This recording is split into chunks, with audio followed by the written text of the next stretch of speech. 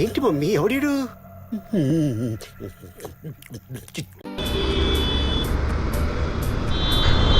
Hello friends, welcome back to my YouTube channel. ఇప్పుడే బండి servicing చేయించిన.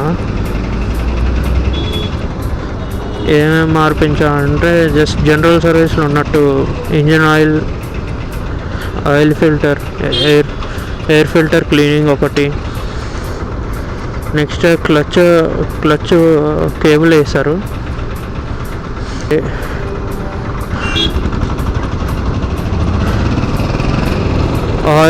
బ్రేక్ ఆయిల్ రీఫిల్ చేయించిన, రీప్లేస్మెంట్.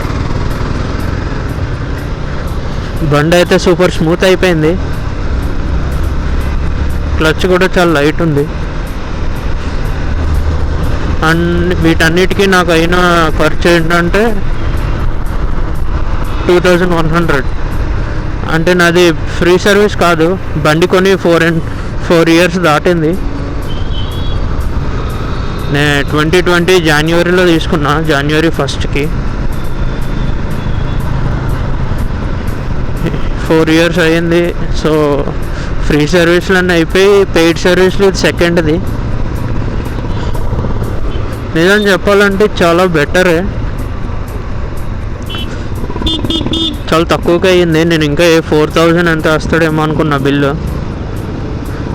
ఇంకా కంప్లైంట్స్ వచ్చేసి ఒకటి పెట్రోల్ క్యాప్. ఈ క్యాప్ చాలా ఇబ్బంది ఉండే తీయడానికి. కీ పోయిందని చెప్పారు లోపలికి.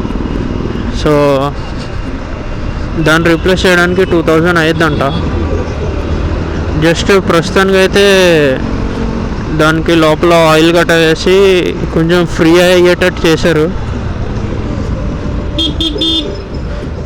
ఇంకో కంప్లైంట్ వచ్చేసి గేర్ షిఫ్టర్ అనమాట.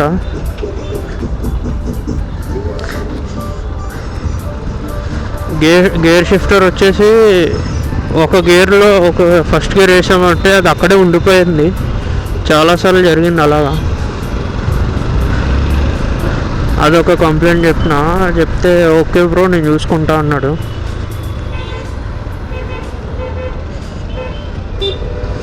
అది బాగానే అయింది.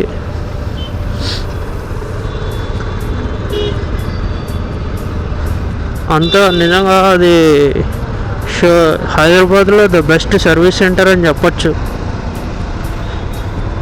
Marbles Yamaha.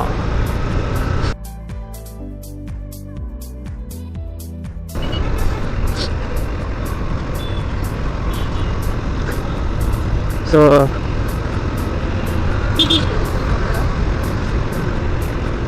చాలా బాగా సర్వీస్ చేశారు.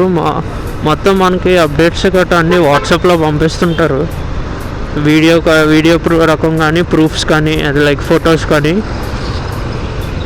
ఈ సర్వీస్ అయిందని చెప్పి పంపిస్తుంటారు. అది నాకు బాగా నచ్చింది. నేను ఎక్కడ చూడలే అసలు ఇలా కస్టమర్స్ ఇంపార్టెంట్ అని తీసుకున్నట్టు. అండ్ సర్వీస్ కాస్ట్ ఎస్టిమేషన్ ఒకటి, టోటల్ ఎండ్ సర్వీస్ కాస్ట్ ఒకటి మెసేజెస్లో వస్తాయి మనకి. ఎస్టిమేషన్ కన్నా లాస్ట్ అయిన కాస్ట్ చాలా తక్కువ.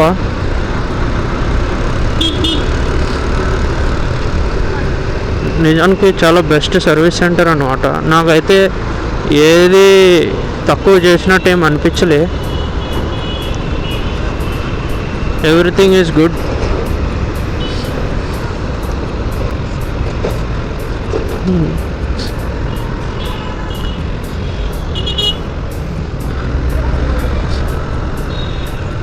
నేను అసలు ఫస్ట్ ఈ FZ తీసుకుందామని అనుకోలేదు.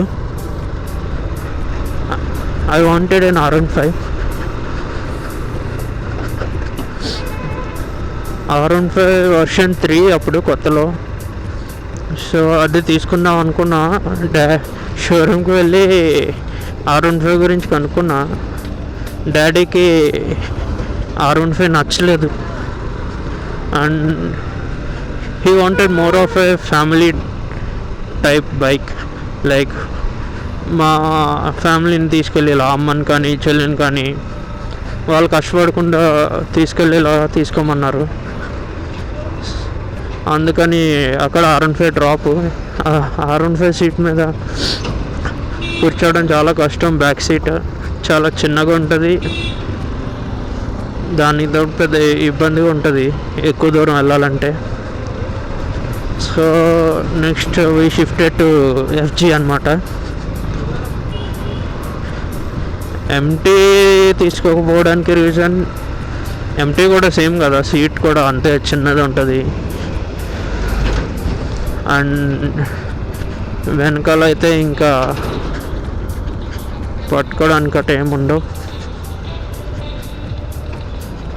సో అదనమాట, అందుకని FZకి వచ్చాం. FZ అయితే చాలా బెస్ట్ అనమాట ఇంకా తీసుకోవాల్సిన వాటిలో.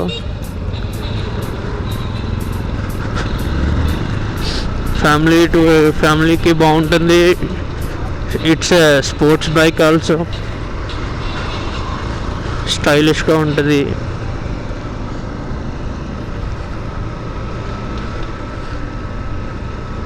సీట్ కూడా మంచి కంఫర్టబుల్గా ఉంటుంది.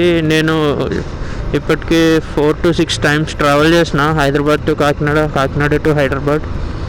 అరౌండ్ 5 kilometers ఉంటుంది డిస్టెన్స్, 550 అట్లా. సో దాన్ని బట్టి మీరు అర్థం చేసుకోవచ్చు ఎంత బాగుంటుందో టూరింగ్ దీని మీద. బట్ నేను ఇప్పటి వరకు టూరింగ్ అని పెద్ద ఏం చేయలేదు. చేసిన 2 కూడా దగ్గర ప్లేసెసే. ఒకటి 60 kilometers అని, ఇంకోటి 10 kilometers ఐ గెస్.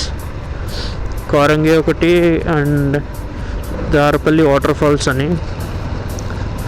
కానీ అది అంత పెద్దగా వ్లాగ్స్ అయితే చూడడానికి మంచిగా అనిపించవు.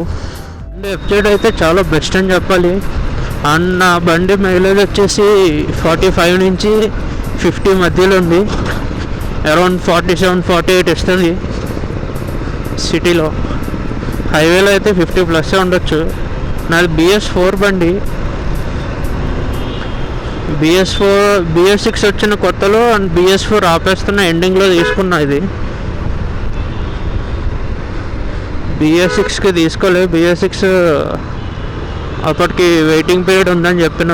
సో నాకు అప్పటికప్పుడు కావాలని చెప్పి న్యూ ఇయర్కి తీసుకున్నాను నేను 2020లో.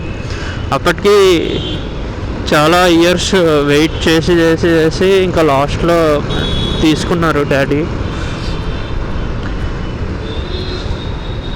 అండ్ ఇట్స్ వర్త్ వెయిటింగ్ అనుకోవచ్చు.